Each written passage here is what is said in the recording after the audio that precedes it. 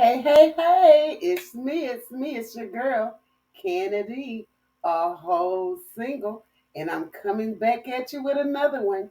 Today, let's talk about communication styles. Now, you watched the previous three videos before I came on the speed, and you notice there was all of this angriness and this all of this harshness. And does it look like anyone heard what the other person was saying? I doubt it. Because they were too busy talking and yelling.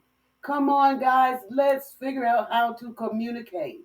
When I'm speaking with someone, listen, I get this every day, and I just had this example. That's what made me come on with you today. So you all know that I have a home office and I do insurance, right? And I had a member and she calls and she's already on 99. And I'm like, wait a minute. First of all, I'm going to need you to bring it down to at least a two or a three because I can't hear you. If you're yelling at me, I can't hear you. I don't hear anything you say when you raise your voice to me. All I hear is the octave. I hear that you're, so my mental blocks it out that that's angry speech or that's frustrated speech or that's annoyed speech, but whatever speech it is, my internal systems don't recognize it as being conscious language. It doesn't recognize that as being communication. It's one sided because the person, all they want to do is convey information.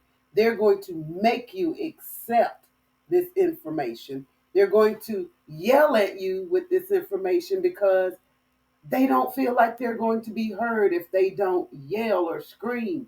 Guess what? We don't need to yell or scream. I block it out. Most people, when you start to yell at them, I know this from teaching children long ago. They block you. They totally tune you out. All they hear is just like Charlie Brown's mom, parents, womp womp womp. That's what you hear when someone's yelling or screaming at you. At least I do. So let's take a note from these videos that I've shared with you today as far as let's learn how to communicate with each other because yelling and screaming just shows us signs. Those are red flags. When someone is yelling, when someone doesn't have the maturity to convey information without yelling or screaming at you, then usually that means that they lack the intellect that it takes to formulate meaningful sentences to convey their feeling. There is, Pastor would say, emotion to convey their expression of whatever it is they're trying to say. So let's get that mental aptitude. See, this is what comes with being whole in yourself, knowing yourself, loving yourself, knowing that with God all things are possible. And through you, when you ask the Holy Spirit to guide you in any conversation, you can change that trajectory of how that conversation is going to hit the person. Say that, you know how we talk and we say somebody will say something to us, say, "Oh, that hit hard," or that's exactly what it did because the way to convey the information was conveyed to you, it hit you. It didn't ease and give you time to absorb. So just like that, you've lost the true meaning of the whole information that was conveyed. And what are we doing when we're dating? We're data attained through experiences. So how else are you going to get that information if every experience that you have with someone, they're yelling or screaming or they don't have the intellect it takes to have a meaningful conversation, to convey information back and forth with you in a positive manner that allows you to be able to absorb, understand, and relate to the information you can. You know, I think about sirens. You know, sirens are given off to warn you. Let me give you this quick little funny story before I have to get back on my job. And so when I first moved back to Birmingham, you know, I'm a Florida baby. But when I first moved back to Birmingham, I have a best friend, Sankonetta. That's my big sister. And we lived in apartments that were like one door down from each other. There was one door in the middle.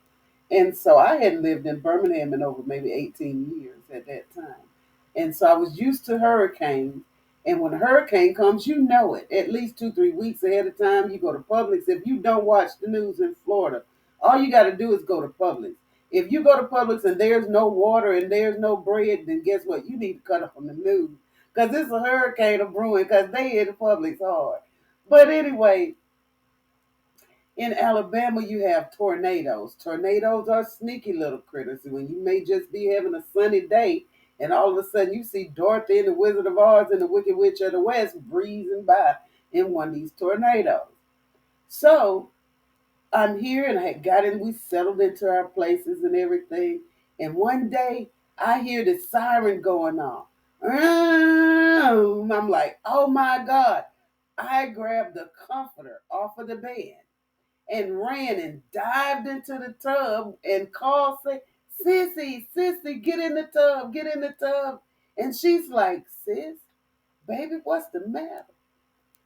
I'm like, the siren is going, don't you hear it? In the calmness of her voice. We laugh about it to this day, 6 years later. But the calmness of her voice, I'm like, well, why is she not upset? Didn't she hear it? She heard it. She said, sis, that's a test. They do that test every month to make sure that the alarm works, that the siren works. Here I am in the tub with the comforter pulled up over my head on the phone, like, Sissy, get ready, brace up. So guess what?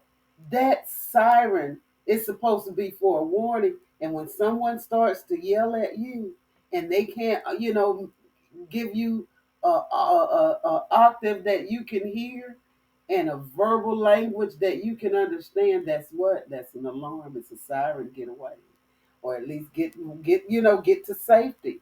And that's what that means to me. When someone is yelling and screaming, upset goes a long way. And I can tell you, there's some people that they can be very angry and you'll never know it, not by the way they speak, not even by body language, because they form the maturity within themselves to be able to be upset, to be able to be in disarray with someone or something, and still be able to have an intellectual, meaningful conversation, be able to really tell you, this upset me, this hurt my feelings, this is something that I don't like, or I had a bad past experience where this person did this.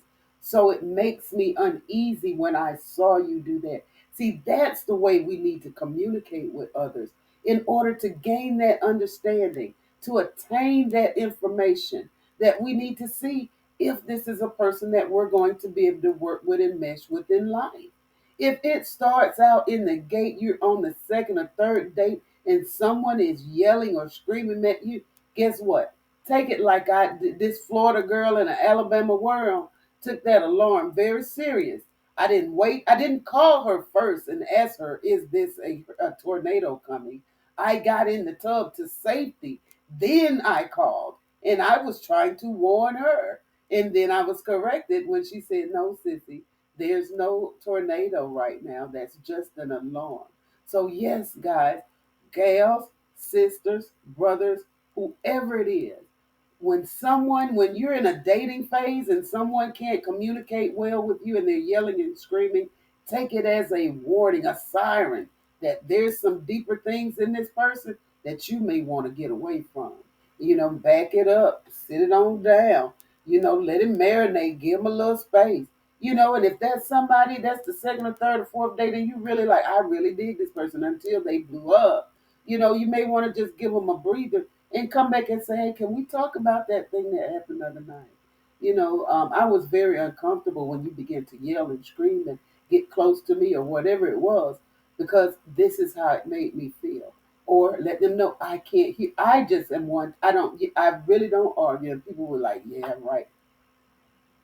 I don't argue. I really don't. I have the maturity within myself, and also there's a little selfishness there that says, I'm not going to allow someone else to upset my day. And so if I have an aversion to someone yelling or screaming at me, I will close my ear. I will block you out. I can hum the tune to Jeopardy, and my mind is so consumed with that that I won't hear you because I don't want to get myself into that kind of discord, make my spirit feel like it's all off a center and off kilt because I've allowed that they anxiety, that push. Sometimes they want to push their feelings inside of you with words when you know what? Even meat, you have to moisturize, you have to tenderize that meat for the flavor to get in. So if you're yelling and screaming, we can't communicate. It may be time to either let that person go or give them time they need to calm down where you can have a legitimate conversation about what that thing that was either bothering you. But please express that that's verbal abuse and I really don't tolerate it. Or just be kind to the mind and say, hey, I just can't understand you. And that's what I had to do with one of my members today. I had to even let them know, hey, you know what? Take it. Let's. If you don't mind, I'm gonna need you to break it down because I can't hear you when you're yelling at me. And that's just and before the call was over, she was like so apologetic. Thank you for what you said to me. I appreciate it. I was anxious and excited and upset. And so I was screaming and I'm up and I understand that. But right now the only way I'm gonna be able to service you and take care of your business is if you speak to me, in a manner where I can understand you. And if you're screaming at me, I can't. But all that to say, hey, if all that hollering, screaming, and da da da da, guess what? Take it like I did that tornado siren, and we'll run. Will Robinson, danger! Will Robinson, danger! And I've jumped in the tub with the blanket, and I was in safety because we don't deserve that, and no one deserves it from us. So that's why I say let's be whole, lacking nothing. And if you don't have those things all caught up in you, they're not gonna come out of you. See, because it's not what goes into a man that defiles the man, right? It's what comes out. Let us be whole.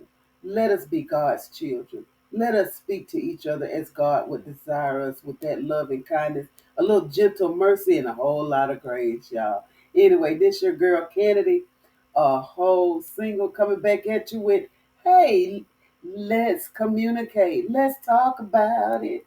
Anyway, guys, love, peace, and chicken grease. Why chicken grease? Because it's hot.